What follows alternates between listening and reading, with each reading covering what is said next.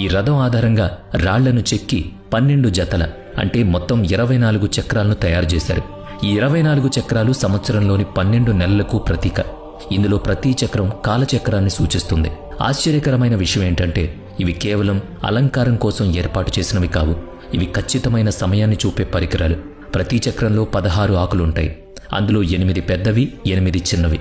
ఈ ఆకుల మధ్య ఉన్న ఖాళీ, వాటి నీడ నేటికి రోజులో 8 జాములను 24 గంటలను ఖచ్చితంగా వివరిస్తుంది.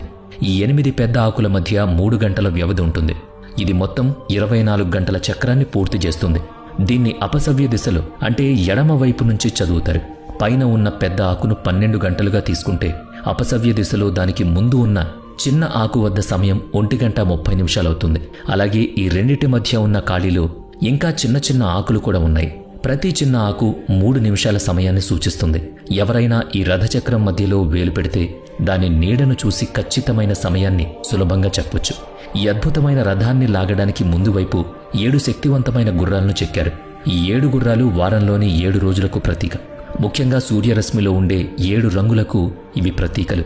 ఇక్కడ విజ్ఞాన శాస్త్రానికి చరిత్రకు మధ్య ఒక పెద్ద భేదం కనిపిస్తుంది. ఐజాక్ న్యూటన్ 1666లో పట్టకం ద్వారా కాంతిలోని 7 రంగులను కనుగొన్నాడని ఆధునిక విజ్ఞాన శాస్త్రం నమ్ముతోంది. కానీ 13వ శతాబ్దంలో నిర్మించిన ఈ గుడి ఇంకో సత్యాన్ని చెబుతోంది.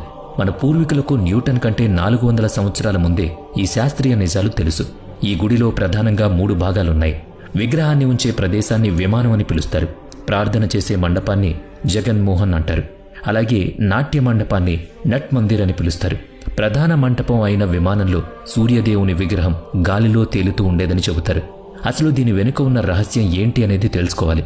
ప్రాచీన భారతీయ గ్రంథాలు, స్థానిక కథల ప్రకారం ఈ గుడి గర్భగుడిలో సూర్యదేవుని విగ్రహం ఉండేది.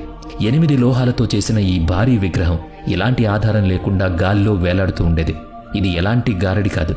ఇది భౌతిక శాస్త్రానికి సంబంధించిన ఒక అద్భుతమైన వింత. అసాధ్యమైన ఈ పనిని చేయడానికి గుడి గోపురం పైన 52 టన్నుల భారీ అయస్కాంత రాయిని అమర్చారు. ఆ పెద్ద అయస్కాంతానికి అనుగుణంగా శిల్పులు కింద భాగంలో భారీ ఇనుప పలకలను అమర్చారు. అలాగే రాళ్లను కలపడానికి ఇనుప చీలలను ఉపయోగించారు. ఈ రెండిటి మధ్య బలమైన ఆకర్షణ, సమతుల్యత ఏర్పడింది. విజ్ఞాన శాస్త్ర పరిభాషలో దీన్ని వ్యతిరేక అయస్కాంత క్షేత్రం అని పిలుస్తారు. 2 అయస్కాంతాల మధ్య ఏర్పడిన ఈ క్షేత్రంలో 3వ అయస్కాంతాన్ని ఎలా సమతుల్యం చేయాలో ధర్మపదుడికి తెలుసని చెబుతారు.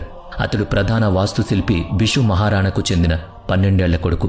ఆ 3వ అయస్కాంతమే 8 లోహాలతో చేసిన సూర్య విగ్రహం. విగ్రహాన్ని గుడి గోపురం నుంచి కింద ఉన్న పునాది నుంచి ఒకే సమాన దూరంలో ప్రతిష్ఠించారు. దీనివల్ల అది భూమి ఆకర్షణ శక్తి దాటుకుని గాల్లో స్థిరంగా నిలిచిపోయింది. కానీ ఈ గుడి స్వర్ణయుగం ఎక్కువ కాలం నిలవలేదు. 16వ శతాబ్దంలో కాలాపహాడ్ అనే దాడి చేసేవాడు దీన్ని ధ్వంసం చేశాడు. ఇక్కడ నౌకాశ్రయంలో పడవలు దారి తప్పడానికి గల కారణం ఏంటి? ఆంగ్లేయులు దీన్ని ఇసుకలో ఎందుకు కప్పేశారు అనేది తెలుసుకోవాలి. ఈ నిజాలన్నీ వింటే ఇలా కూడా జరుగుతుందని మీరు ఆశ్చర్యపోతారు. చరిత్ర మరిచిపోయిన, ప్రపంచం నుంచి దాచిన ఆశ్చర్యకరమైన రహస్యాలను తెలుసుకుందాం పదండి. 16వ శతాబ్దంలో విదేశీ దండయాత్రల చీకటి ఒడిశా తీరాన్ని తాకింది. అప్పుడే కోణార్క్ గొప్పతనానికి, దాని శాస్త్రీయ శక్తికి గ్రహణం పట్టింది. చరిత్రకారులు, పురాతన శాసనాల ప్రకారం ఈ గుడి పతనానికి ఒక భయంకరమైన సంఘటన కారణం. బెంగాల్ సుల్తాన్ సులేమాన్ ఖాన్ ఖర్రానీకి చెందిన సేనాధిపతి కాలాపహాడ్ చేసిన దాడి దీనికి ముగింపు పలికింది. కాలాపహాడ్ 1568వ సంవత్సరం చుట్టుపక్కల కాలంలో ఒడిశాలోని అనేక ముఖ్యమైన దేవాలయాలను లక్ష్యంగా చేసుకున్నాడు. వాటిలో పూరీ జగన్నాథుడి గుడి, కామాఖ్యాదేవి గుడితో పాటు కోణార్క్ సూర్య దేవాలయం కూడా ఉన్నాయి. జగన్నాథుడు గుడికి చెందిన చారిత్రక గ్రంథం మాదాల పంజిలో ఈ దాడి గురించి ఒళ్ళు గగురు పొడిచే విషయాలున్నాయి. కాలాపహాడ్ పుట్టుకతో ఒక పవిత్రమైన వైష్ణవ బ్రాహ్మణుడని చెబుతారు. అతని అసలు పేరు రాజీవ్ లోచన్ రాయ్ లేదా కాలాచంద్ రాయ్. అతడు సుల్తాన్ కూతురు గల్నాద్ను ప్రేమించాడు. ఆమెను పొందడం కోసం ఇస్లాం మతాన్ని స్వీకరించాడు. ఆ తర్వాత అతడు హిందూ దేవాలయాలకు బద్ధ శత్రువుగా మారాడు. కాలాపహాడ్ సైన్యం కోణార్క్ గుడిలో ప్రవేశించినప్పుడు అక్కడి అద్భుత దృశ్యాన్ని చూసి ఆశ్చర్యపోయాడు. గుడి గర్భగుడిలో సూర్య భగవానుని భారీ విగ్రహం ఎలాంటి ఆధారం లేకుండా గాల్లో తేలుతోంది. కాలాపహాడ్ ఆ గుడిని పడగొట్టడానికి ప్రయత్నించాడు. కానీ దాని అద్భుతమైన ఇనుప లాకింగ్ విధానం, బలమైన కట్టడం వల్ల అతని వల్ల కాలేదు. అయినప్పటికీ కాలాపహాడ్ ఈ గుడికి చాలా పెద్ద నష్టమే చేశాడు.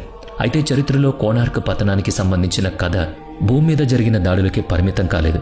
బంగాళాఖాతం గుండా ప్రయాణించే విదేశీ నావికులతో, విశాలమైన సముద్రంతో దీనికి ఒక లోతైన రహస్యబంధం ఉంది. 16వ 17వ శతాబ్దంలో పోర్చుగీసు నావికులు యూరోపియన్ వ్యాపారుల మధ్య ఈ గుడి నల్లటి గోపురం అనే పేరుతో చెడ్డ పేరు తెచ్చుకుంది. కానీ కోనార్క్ను నల్లటి గోపురం అని పిలవడానికి దాని రంగు కారణం కాదు. ఆ గుడికి ఉన్న అయస్కాంత రహస్యాల వల్ల సముద్రంలో వ్యాపించిన భయమే దానికి కారణం. నేను మీకు ముందే చెప్పినట్టుగా గుడి గోపురం పైన 52 టన్నుల భారీ అయస్కాంత రాయిని అమర్చారు. అది ఎంత శక్తివంతమైందంటే దాని ప్రభావం సముద్రంలో అనేక కిలోమీటర్ల మేర వరకు ఉంది. ఆ కాలపు పోర్చుగీస్ నావికుల కథనాల్లో వారి డైరీలో ఒక విషయం రాసింది. వారి పడవలు కోనార్క్ తీరం గుండా వెళుతున్నప్పుడు వారి దిక్సూచులు పనిచేయడం మానేసేవి. అయస్కాంత ఆకర్షణ వల్ల ఆ దిక్సూచి ముళ్ళు ఇష్టం వచ్చినట్టు తిరుగుతూ ఉండేది. దీనివల్ల పడవలు దారి తప్పేవి. అంతేకాకుండా ఈ అయస్కాంత శక్తి పడవల్లోని ఇనుప భాగాలను తన వైపుకు బలంగా లాగేది. ఆ ఆకర్షణ వల్ల పడవలు అదుపు తప్పేవి, ఒకదాన్నొకటి ఢీకొట్టేవి. సముద్ర వ్యాపారంలో జరుగుతున్న ఈ భారీ నష్టం, వరుస పడవ ప్రమాదాలు విదేశీ వ్యాపారుల మనసులో ఈ గుడి పట్ల భయాన్ని పెంచాయి. తమ భద్రత కోసం, పడవల ప్రయాణ వ్యవస్థను కాపాడుకోవడం కోసం పోర్చుగీసు నావికులు ఒక సాహసోపేతమైన నిర్ణయం తీసుకున్నారు. చారిత్రక ఆధారాల ప్రకారం వాళ్ళు గుడిపై దాడి చేశారు. దాని గోపురం పైన ఉన్న ఆ శక్తివంతమైన అయస్కాంతాన్ని తొలగించారు. ఆ అయస్కాంతాన్ని తీసేస్తే సముద్రంలో తమ పడవలు సురక్షితంగా ఉంటాయని నమ్మారు.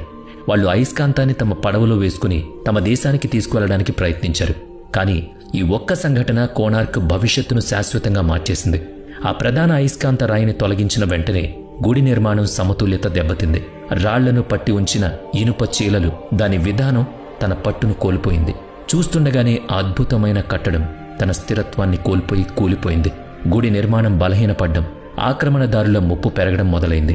అప్పుడు గుడి పవిత్రతను కాపాడడానికి అక్కడి పూజారులు ఒక సాహసోపేతమైన నిర్ణయం తీసుకున్నారు. వినాశనం నుంచి కాపాడడానికి పూజారులు సూర్యదేవుని ప్రధాన విగ్రహాన్ని గుడి నుంచి బయటకు తీసేశారు. దాన్ని చాలా సంవత్సరాల పాటు ఇసుక కింద కప్పేశారు.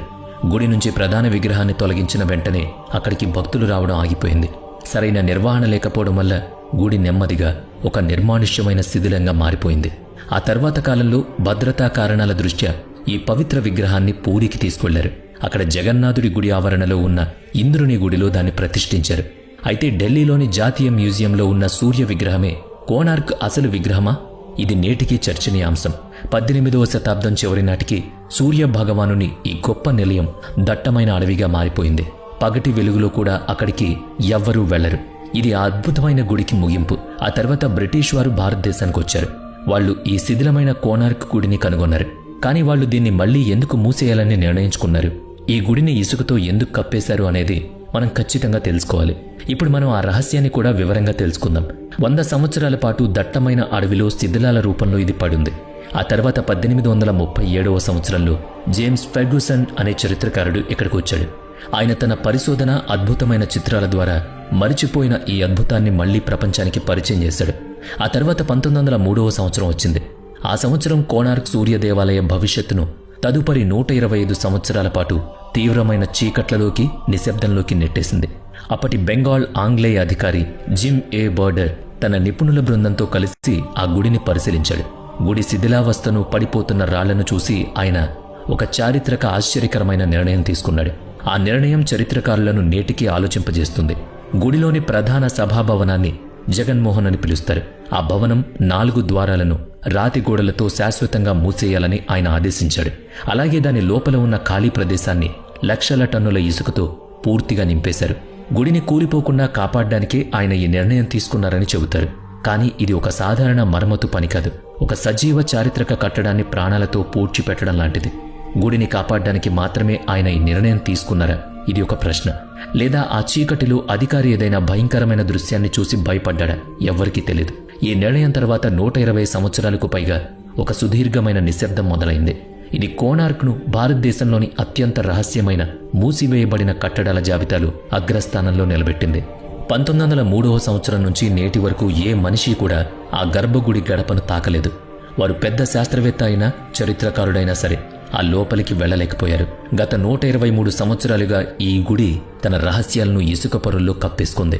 ప్రపంచంలో ఇంత ఆధునిక సాంకేతికత ఉన్నప్పటికీ 125 సంవత్సరాల్లో ఆ తలుపులు తెరవడానికి మనం ఎందుకు సాహసించలేకపోయామని ప్రజలు తరచుగా అడుగుతారు.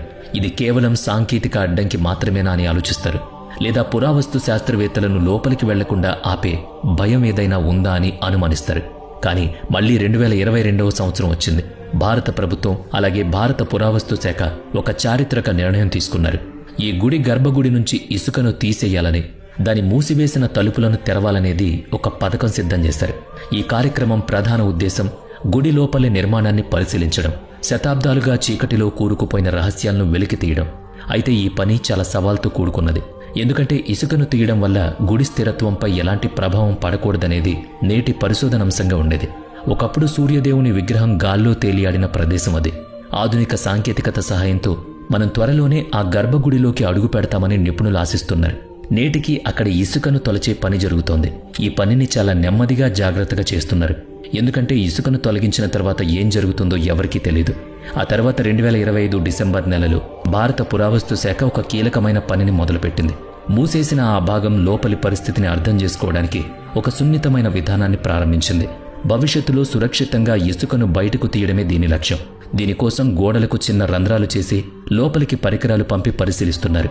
ఒక ప్రముఖ పత్రిక నివేదిక ప్రకారం భారత పురావస్తు శాఖ ప్రధాన అధికారి డిపి గడనాయక్ ఈ విషయాన్ని వెల్లడించారు.